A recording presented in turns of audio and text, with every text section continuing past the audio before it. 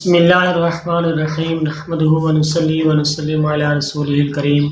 اما بعد فاعوذ باللہ من الشیطان الرجیم بسم اللہ الرحمن الرحیم۔ ناظرین، ہم نے پچھلے سبق کے اندر پڑھا تھا کہ کس طرح اللہ تبارک و تعالی نے بنی اسرائیل کو اپنے نعمتوں کا شکر ادا کرنا اور اس کے تذکرہ کرنے کا حکم فرمایا تھا، اور کیا کیا ان کو اللہ تبارک و تعالی نے نعمتیں عطا کی تھی۔ من سلوہ ہو گیا، مردوں کا زندہ ہو جانا، فرعون سے نجات دیے جانا،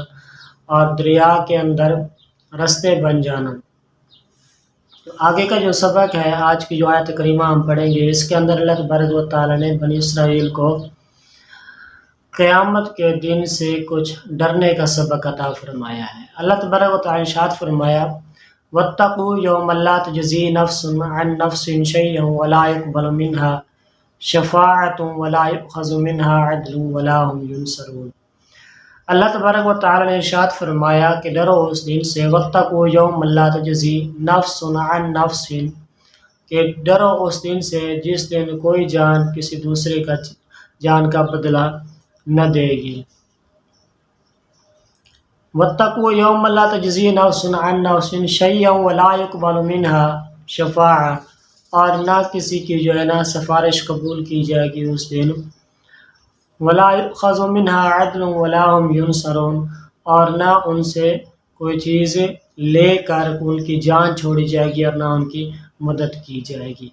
اس آیت کریمہ کے اندر اللہ تبارک و تعالی نے بنی اسرائیل کو ارشاد فرمایا کہ اے بنی اسرائیل، قیامت کے اس دن سے ڈرو جس دن کوئی مسلمان کسی کافر کی طرف سے کوئی بدلہ نہ دے گا، اور نہ کسی کافر کے بارے میں کوئی سفارش قبول کی جائے گی، اور نہ کسی کافر سے کچھ لے کر، کوئی معاوضہ لے کر کچھ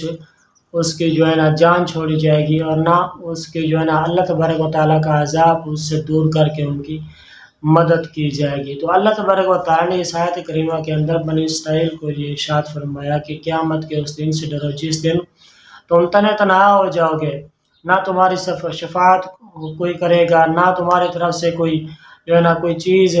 کچھ معاوضہ دے کر تمہاری جان چھڑائے گا، اور نہ تمہاری کوئی شفاعت کرے گا، اور نہ کوئی مسلمان نہ کوئی کافر، تم تنہا رہ جاؤ گے۔ تو اس دن سے ڈرو، اور آج ہی حضرت محمد مصطفیٰ صلی اللہ علیہ وسلم پر ایمان لاؤ، کیونکہ قیامت کے اس کے اندر جو شفاعت کا کنسیپٹ ہے، جو شفاعت کا سبجیکٹ ہے،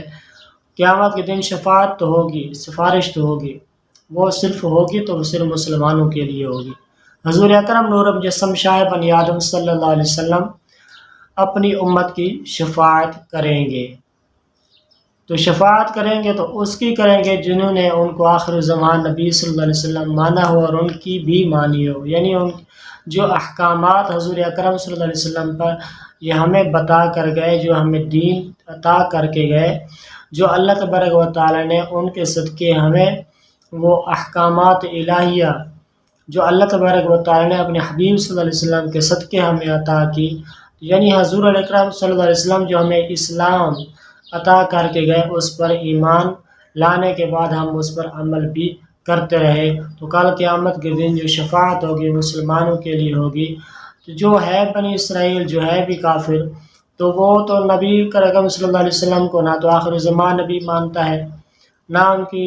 شفاعت کا جو ہے وہ مستحق بنے گا۔ تو اللہ تبارک و تعالیٰ نے فرمایا کہ آج تمہارے پاس وقت ہے، آج تم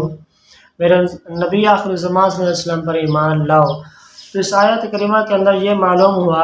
کہ قیامت کے دن کافر کو کوئی چیز نفع نہیں پہنچا سکے گی،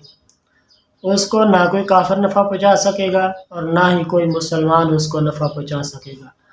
کافر کے بدلے نہ کوئی اس کا معاوضہ لیا جائے گا، اور نہ کافر سے کچھ لے کر یا اس سے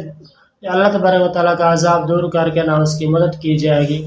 تو صرف اور صرف جو ہے شفاعت ہوگی تو وہ صرف محمد مصطفیٰ صلی اللہ علیہ وسلم جو کریں گے اپنی امت کے لیے کریں گے۔ اس امید پر گناہ کرنا کہ شفاعت تو کی جائے گی، اس امید پر سیاہکاری کرنا، بدکاری کرنا کہ ہماری شفاعت کی جائے گی، ہم ضرور بخشے جائیں گے، ہم جنت کے اندر جائیں گے، تو یہ غلط فہمی ہے۔ اس کی تشبیہ ہم ایسے دیتے ہیں کہ جیسے کسی شخص کو کچھ کسی اچھے ڈاکٹر کے ملنے پر